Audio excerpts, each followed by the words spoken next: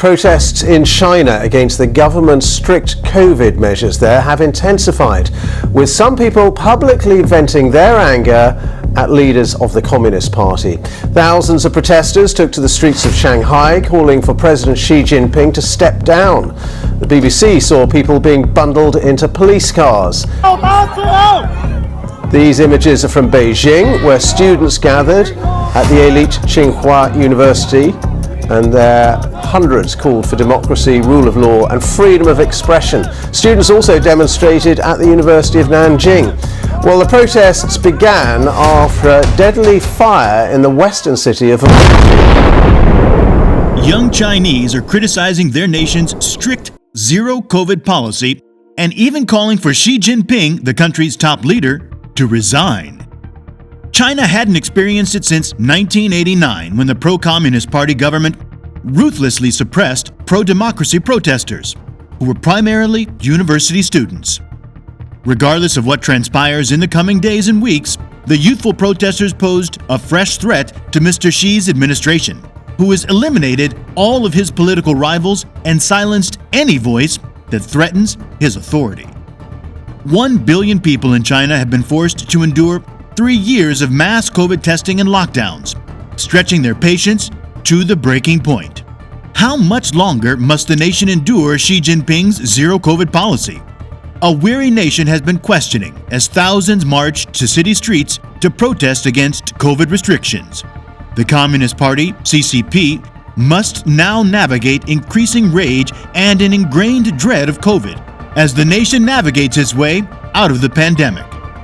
President Xi's largest political test.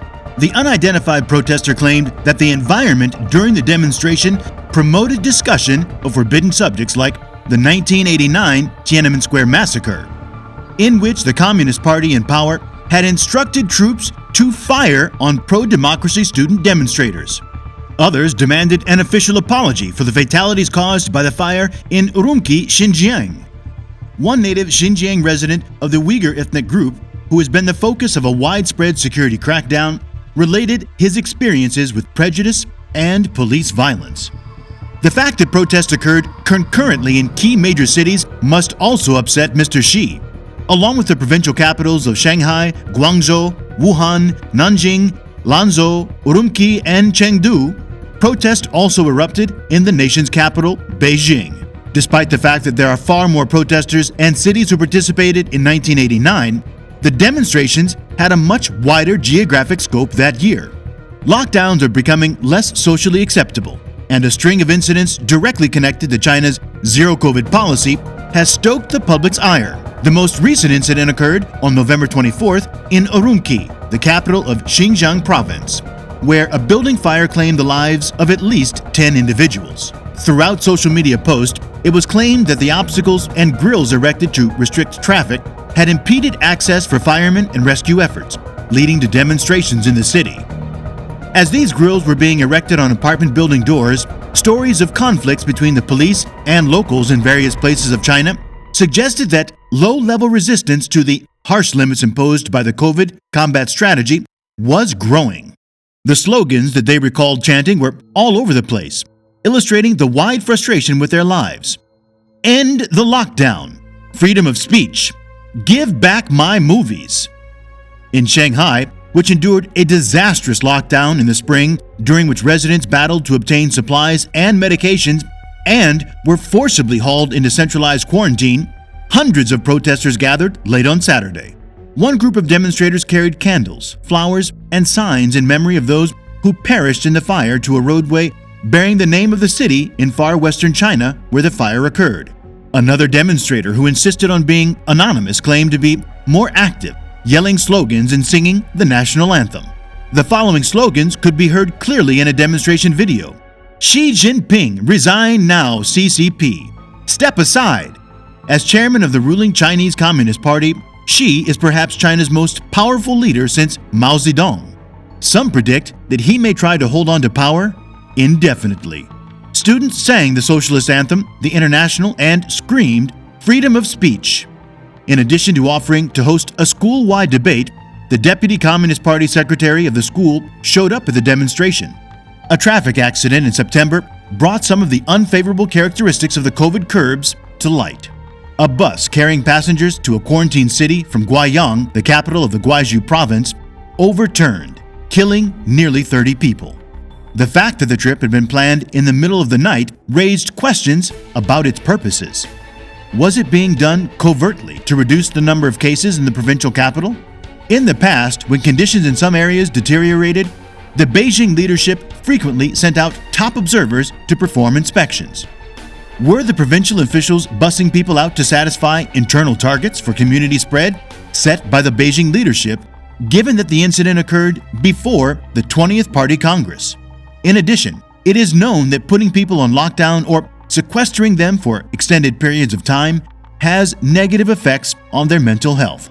In this aspect, the solution may lie in China's worst aviation accident in recent memory. What factors led to the plane disaster in March that claimed the lives of over 100 passengers? Was the pilot's deliberate crash motivated by political factors or by mental health problems brought on by the lockdown? These terrible events may not have influenced the Beijing leadership's judgment, but each one, when combined with apathy and a lack of official explanations, appears to have contributed to the slow emergence of opposition to the COVID combat strategy. There was always a concern that the homogeneity of this new leadership would degrade the caliber of its policy making. Its difficulties with its first significant test, the smooth transition out of zero COVID, haven't helped allay those worries, claims Sung. The administration wants to make changes after recognizing the financial hardship caused by zero COVID. Local officials who, for the past 3 years, have been evaluated mostly on their ability to eradicate the virus, were understandably wary. The national tracking system had to be dismantled, among other more audacious measures by the central leadership to get their attention. Start the abrupt transition between two extremes.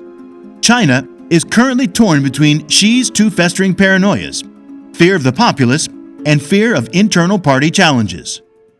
President Xi has been in government for some time, but as public support wanes, his hold on the reins of authority deteriorates further. Corruption, violations of human rights, and increasingly authoritarian practices have all been charged against President Xi. Additionally, he has a dismal track record in terms of economic growth, with inequality rising. Due to their potential to spark a shift in the status quo, President Xi and the CCP are growing more concerned about protest in China. President Xi and the CCP have stepped up their hostility towards demonstrators and imposed strict censorship measures in an effort to quell demonstrations. The CCP is becoming even leerier of dissent as President Xi's support is dwindling. Many had thought that a temporary reprieve would be declared at the recent CCP meeting, which Mr. Xi used to solidify his hold on power. However, he made it obvious that zero COVID would not alter, which caused even more chagrin. With China having one of the lowest per capita COVID death rates in the world, the program undoubtedly saved many lives. But it has also depleted its citizens' energies.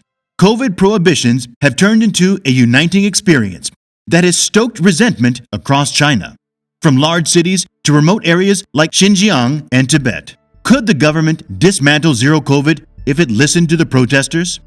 Due to the nation's low elderly immunization rates, a dearth of highly effective domestic vaccinations, and the government's ongoing resistance to adopting foreign vaccines, it would be challenging to do that at the present time, while minimizing deaths and infections.